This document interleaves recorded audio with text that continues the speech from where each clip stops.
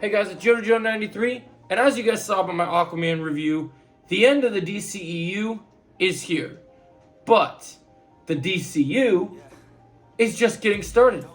And so as we're going to talk about the future, we must embrace and discuss the past. So this will be my final ranking for the DCEU. This will include films and one TV show because it all is all connected to the DCEU. And this is gonna be, this might not be the right list, but it is my list, and I will be specifying full out in this video, which is why it might be one of my longest videos ever, why each of these films in full details is on the list the way it is. So coming in at number 16, we have the one, the only, the film known as Justice League. This film is a cinematic abomination, okay? And no, I'm not talking about the stupid little green nemesis to the Hulk abomination. I mean a real abomination. It's an absolute abomination that this movie exists. I mean, Warner Brothers was fucking with the script for this movie. They did not care that Zack Snyder's daughter had died. It was an absolute travesty. They shoehorned things in that could have led to some amazing end credit scenes set up for Justice League 2. But no, and we got Justice League. They refused to let Henry Cavill have a beard as Superman in this movie, so they had to CGI his face, and it made it look horrendous. The CGI in this movie looks like a PG, well, not PG-13. The CGI in this movie looks so horrendous, it looks like a PS2 video game. You remember those old boss fights on a PS2 game? That's what this game reminded me of. Bad, bad, bad. They tried to make Batman like Iron Man in the MCU, where he's funny. The Flash, played by Ezra Miller, acts like Tom Holland, Spider-Man, so they built that dynamic up, which is stupid. Steppenwolf looks like garbage. There's no dark side in this version. Cyborg has no screen time because Warner Bros. Did not like Ray Fisher.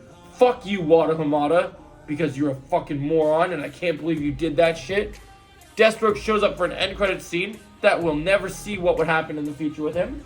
So, and also, even though Jesse Eisenberg finally shaves his head, he'll never be Lex Luthor. Not in the way that we ever want him to be. The Justice League does nothing in this fight. Superman does everything in the final battle. There's no tease of new Justice League members, just new villains. There's a race between Superman and the Flash, but it's stupid, and it goes nowhere. So, Justice League is absolute worst on this list. It is horrible. It is horrendous. There's pieces of this movie missing. It earns the title of Justice League. Joss Whedon should never direct another comic book movie in his life. He's an absolute abomination, just like this film is an abomination. So that's my thoughts on Justice League. Let's go to our next candidate. Now, I know some people are going to be offended by this, but we got to talk about the first Suicide Squad.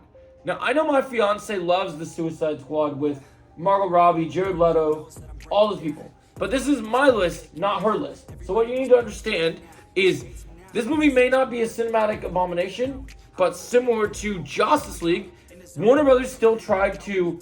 They didn't like the Batman vs Superman didn't make the money they wanted in theaters. So then they're like, oh, we're gonna fuck with this and make this more like a Marvel movie, give it more humor, less substance, less story, cut out the Joker's role in this. And David Ayer has been on record and said that he thinks that the movie that he made is very different than what we got. And so even though I love the Suicide Squad with James Gunn, I am open to the David Ayer cut. I think David Ayer, just like the Snyder cut happened, we need to see David Ayer's cut of this movie. I want to see how different he said. He said Joker was the villain, because this movie, hands down, gave us the worst villain in the history of the DCU. It gave us Enchantress, and she's an abomination. I hate her character. I don't know why they did that. I knew she existed in the comic. If they could do any other character other than the Suicide Squad, and they choose a character that's so stupid, makes no sense, is absolutely nonsense. I hate it. I hate everything about it. I just don't like it. And this film, well, you have Margot Robbie and you do have Will Smith. They're the great silver lining in this movie. This movie has a lot of problems, a lot of nonsense, the first half of this movie has so much exposition, and nothing happens. And then you don't get our first action scene until an hour into the movie. Like, what is this garbage?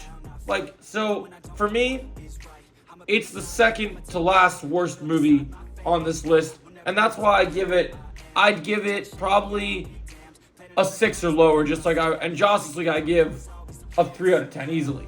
So if that wasn't clear, now you know. Alright, so now let's go. Coming up next on number 14 on our list. Now look, when I saw this movie during the pandemic and it was released on Christmas of 2020, I loved the first Wonder Woman movie. I wanted Wonder Woman 2 to be so good. I was so excited for Cheetah. She's Wonder Woman's iconic nemesis. But the beginning of this movie had some great ideas, but then the execution in the end of the movie just completely shit the bed. It was cool to see Steve Trevor again, but Patty Jenkins is a shit writer, and she came up with some shit ideas. Her whole wishing stone thing, stupid. Her whole plan about Steve Trevor coming back, stupid. The whole body swatching thing, stupid. The whole Cheetah, horrible CGI, stupid. The only saving grace of this movie is Pedro Pascal as Max Lord, and I think Pedro Pascal has some words to tell you guys about Wonder Woman 1984. Pedro, what did you think about Wonder Woman 1984? Life is good, but it can be better, and I agree. The movie definitely can be better. I like some of the old kind of Thor Ragnarok references here with a Wonder Woman riding the lightning. But overall, this film is just bad, guys. It's not good. It's one of the worst in the DCEU, and I wish it was better. I really do, because I think it deserves to be better. Alright, let's go next to our list. Next up on our list, we have the latest movie in the DCEU, Aquaman and the Lost Kingdom. Pros to this movie. I love Tamron Morrison coming back as Aquaman's dad. I love that they reduced Mera's screen time. And I love the first fight scene with Black Manta taking on Orm and Aquaman. He was menacing, he was threatening, had some good one-liners. That was pretty cool. Cons.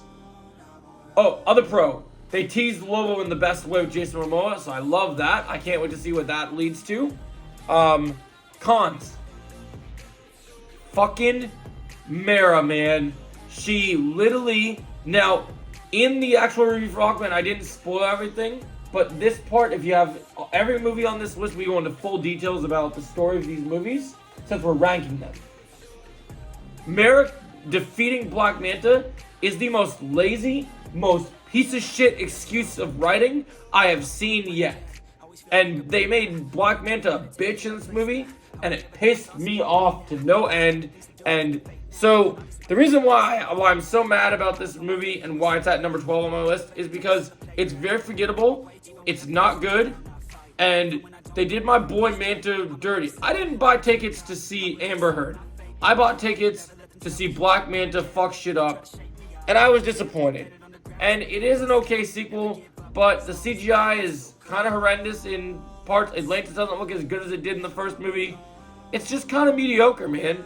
I really don't know what else to tell you. Oh wait, we gotta backtrack, guys. Let's go back real quick. We forgot Shazam Fury of the Gods. So before we talk about Aquaman, Shazam Fury of the Gods is actually number 13 on our list. So Shazam Fury of the Gods, this movie, I love the first Shazam, but Shazam 2 just disappointed me in every way possible. And so that really just didn't work for me. And the fact that Hero died really sucked. And then he came back and they did cheap knockoff, tried to have Wonder Woman come in just to save him and have a crush with him. And then there's Rachel Zegler trying to date a fucking 17-year-old kid even though she's a fucking 1,000-year-old goddess. Bad, gross, disgusting, horrible. Horrible choice. The villains are not very interesting in this movie. Very forgettable. It's called Fury of the Gods.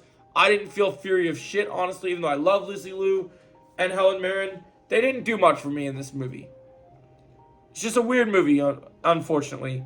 But back to Aquaman. So yeah, Mera sucks. Black Manta, they ruined him. It sucks. Aquaman and the Lost Kingdom gets a 5 out of 10 for me, guys. I was really disappointed. It made it into the top 12, but that's not saying much because it's still pretty bad. Alright. Headed into number 11 on the list, we have Black Adam. Black Adam is one of those movies where, when I first watched it, I really liked it, but the more I watched it, it became more forgettable. I liked some of the action. I liked Pierce Brosnan as Dr. Fate. I liked seeing the Justice Society, But unfortunately, the fact that we're not going to see Henry Cavill's Superman Returns, that end credit scene, just kind of squandered everything that made that movie special. And it's really unfortunate, but it is what it is. And that is really just the truth of the matter. It is exactly what it is, and it sucks. It sucks ass. And unfortunately, that's just what we're left with. So I'm going to give Black Adam an 8 out of 10. It's not great, but it's not horrible either. Alright, let's move on to number 10 on the list. Number 10 on the list is Batman vs. Superman Dawn of Justice, the Ultimate Cut. Because that's the only way to watch this movie. Now, pros. Ben Affleck's Batman has an amazing warehouse fight scene in this movie, and it's incredible. I love the chemistry between Batman and Superman in this movie. I love Alfred in this movie. Mr. Jeremy Irons, Mr. Scar himself. Bravo. Gal Gadot's little cameo is pretty great. I love how she's utilized in this film. Cons. Doomsday looks like a Michael Bay Ninja Turtle meets a fucking cave troll from Lord of the Rings. I'm sorry. When Superman and Lois is on Max and does a better job of Doomsday than this abomination, I gotta call it as it is. Oh, other pro guys. Batman telling Lex Luthor he's going to Arkham sent chills down my spine. And some of the nightmare sequences are pretty cool too. I liked what they set up for the potential post-apocalyptic Mad Max world. Con. The Martha twist. Stupid. Dumb. Another pro. I did really like Batman vs. Superman's iconic fight. But the Martha thing is stupid. Also, another con, and I love Zack Snyder, but this is a huge L in my opinion on his part. Why would you take Superman's best friend and make him a spy mass murderer that's just going to murder people in the desert?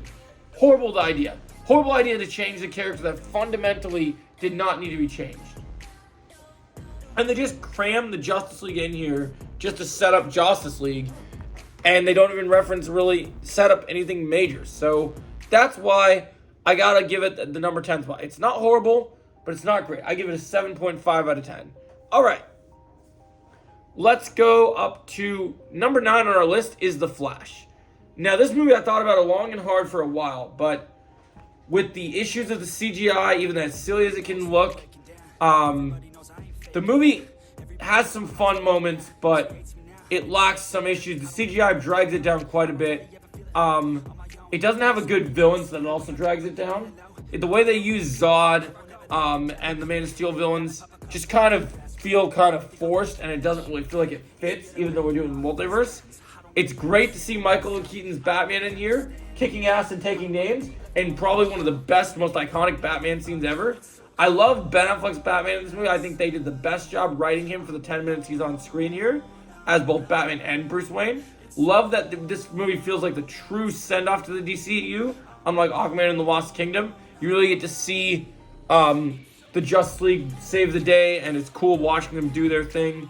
I love both Barrys interacting with each other. I loved how Hippie Barry actually used his powers. I thought that was really fun how they utilized that, and I thought it was a really fun idea. Really cool, really classic, super fun, really enjoyable.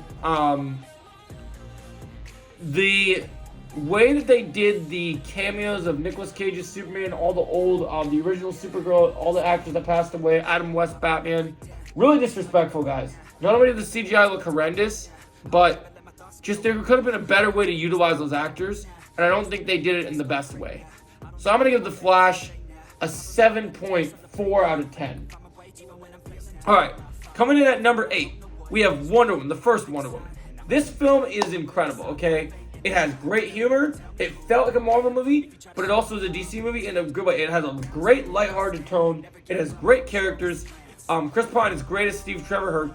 His chemistry with Wonder Woman is great. Gal Gadot crushes it as Wonder Woman. There's a fight scene in this movie in the No Man's Land Army Trenches scene where Wonder Woman just goes ham using all her abilities, and the score is fucking bars, man. Like, it is so bananas, so amazing. You know, the like, it's Hans Zimmer, and it's beautiful.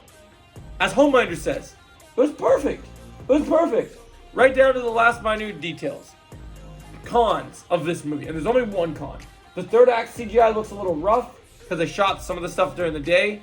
Ares, unfortunately, played by the actor who played Professor Lupin. That mustache is way too long, and it distracts from how menacing the character should be.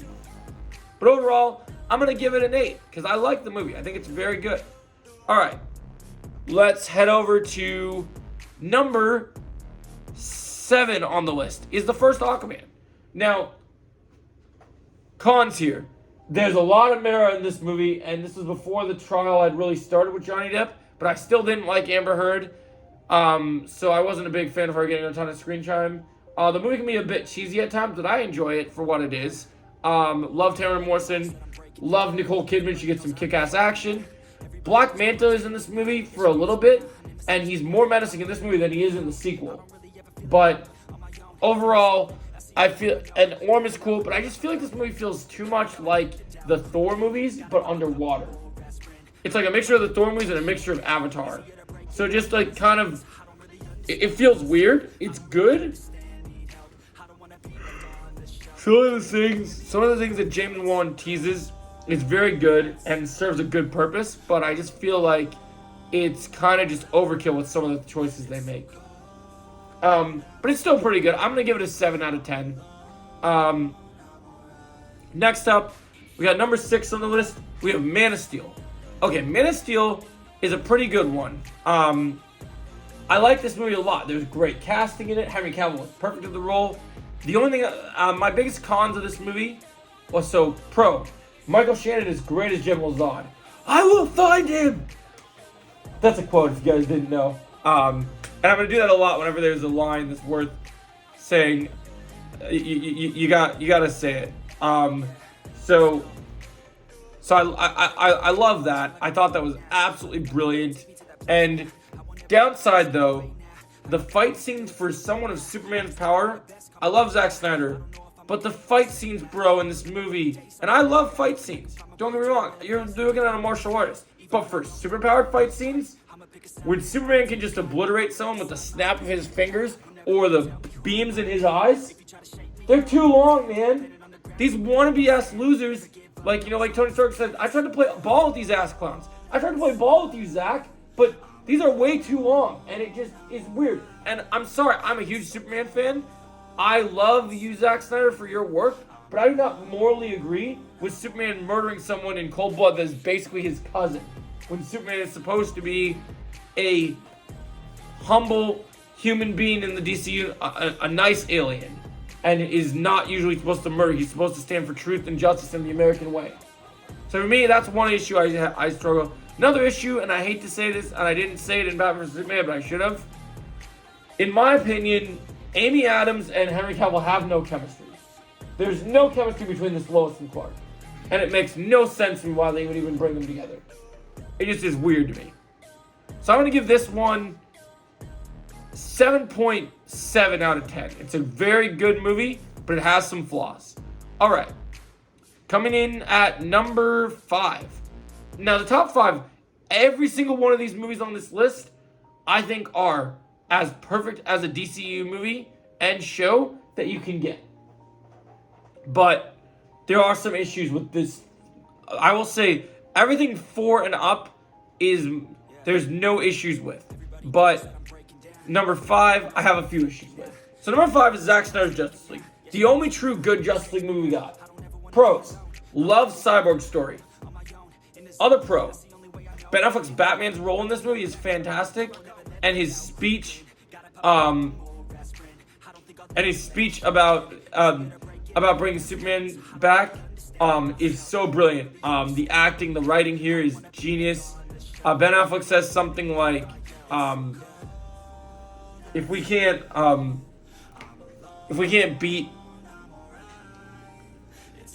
fight, we can't. There's not enough of us left. We can't fight him. Not alone, but united we just might. Something like that. But it felt very Captain America, and I loved his speech. And it was so brilliant. The action is great in this movie. Ben Affleck has a big role. Gets to fight lots of aliens. This would have worked better as a miniseries, I think, personally. We get the best version of Jared Leto's Joker in this movie, which I think is interesting. I wish we could have seen more of Deathstroke and his iconic mohawk. I want to see more of the Nightmare Vision. Love that we got Darkseid.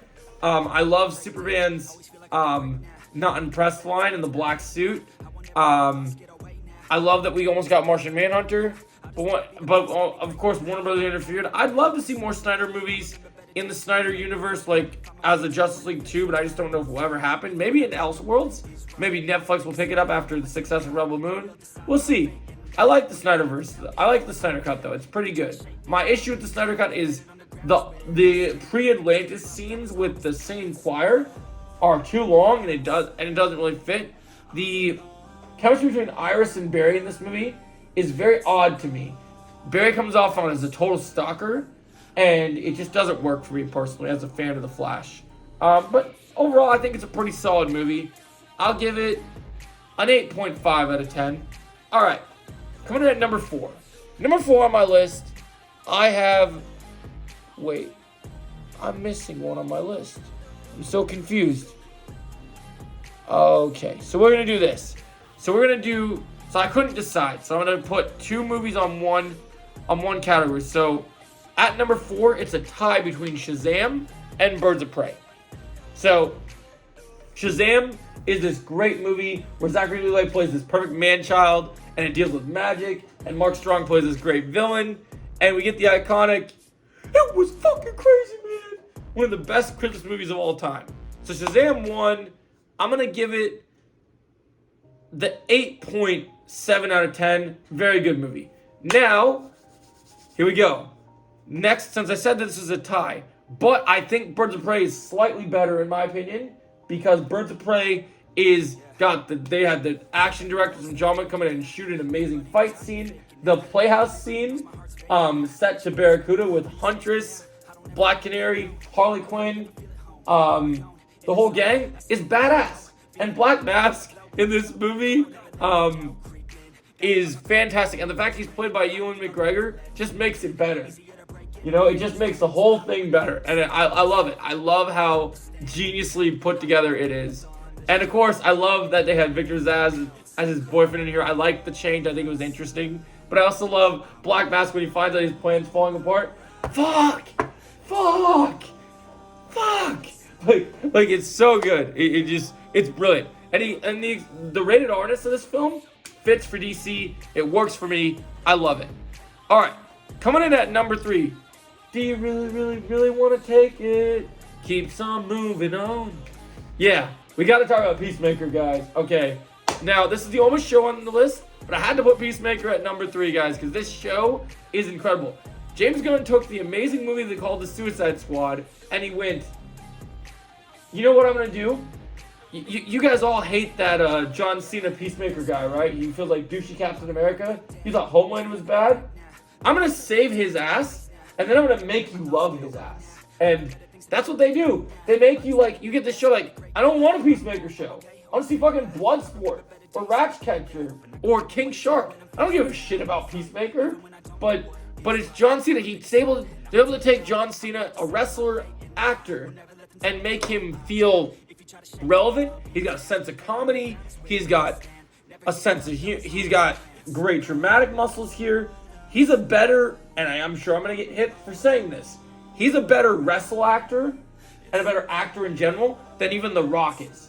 And I think that he just crushed it here. I love the drama with him and his father. I love that James Gunn's wife in this show is absolutely badass as hardcore. I love the joke between the Peacemaker team, how he always calls him Diebeard. Peacemaker's references to everything. I think Peacemaker and Deadpool could exist in a parallel universe together and be the best of friends. Like, I just think that would be the greatest thing in the history of time. Speaking of Deadpool, I also love Peacemaker's buddy, Vigilante, in here, who kind of feels very Deadpool-esque. And I really love Peacemaker. I'm going to give it a 9.7 out of 10. It's a very solid one. I really enjoy it. All right, coming at number 2. You all knew it was going to come down to this. I have Blue Beetle, okay? I thought long and hard about this. I love this movie, but unfortunately, there was one thing that holds Blue Beetle back from being number 1 for me. And it is that Blue Beetle has some elements that connects with 2 similar comic book movies that are Marvel movies that it just feels a little too similar to. So it's really hard. But I do love Blue Beetle for the emotion it has. I think it made me tear up. It felt great. The action with Xolo is great. Xolo Melinda is fantastic as Blue Beetle. Miguel Diaz, I can't wait to see you back in the DCU. I'm glad you're sticking around. I love the family dynamic here. The fight scenes are epic. I love how he throws the sidekick. I love how I think it was Becky G that voiced his little AI system. Felt great. But the villain's plot is very similar to both a mixture between Ant-Man and Iron Man. You have a villain that's trying to use the company from underneath to use their tech to make a better super suit. Copy Ant-Man and Iron Man. So this kind of feels a little too similar, but I think Blue Beetle's fantastic. I'm going to give it a 9.5 out of 10. It's a very solid movie. It's great. I can't wait to see what the DCU does with Blue Beetle even more. I think this would be fantastic. So that's why it gets the number 2 spot. I think it's a very fair and deserving spot for that of Blue Beetle. All right, now let's move on to our next our final pick on the list, guys, is James Gunn's The Suicide Squad. There's a reason the man is about to get an entire universe of DC movies, and while Peacemaker is amazing as a show, this movie is the movie that did the impossible. When James Gunn was fired after Guardians 2 for some old tweets that Disney thought, oh, these are really bad, we got to get rid of him, and before he came back for Guardians 3, he literally was in Warner Brothers Studios, and they're like, James Gunn, you're a legend. You can make whatever kind of DC movie you want. You can kill any character you want. You can do whatever you want. And he goes, you know what I want to do? I want to make a good Suicide Squad movie. And people are like, we already had a bad Suicide Squad movie. Why do you want to make another one? It's like, because I think I can do a better job. And he did. So he gave us an amazing team. We got Peacemaker. We got Bloodsport. We had Harley Quinn back. Captain Boomerang, but James Gunn chops his head off in the first act. We had Weasel. We had Nathan Fillion in here for a little bit. We had some great people in this movie. It was they did Star, so they went lore heavy with it. They made Polka Dot Man badass. You can't give this movie a 10. You cannot not give this movie a 10, guys. It's an incredible movie. The banter between Rick Flag and Peacemaker really works. The morally ground here. I love the fight scenes. I love the Ratcatcher stuff, even the Taika Waititi little cameo. I'm giving The Suicide Squad 10 out of 10. It's an epic, action-packed comedy. Everything you want from James Gunn, and it just shows you what potential we have to see in the DCU. So I love it. This is my list of all the DCU movies. Let me know your list. My list isn't the right list. It's just my list. I would love to know yours. Let me know your thoughts in the comments below. And if you like what you see here and you want to see more, click right here to see more. And I'll catch you in the next video. Woo!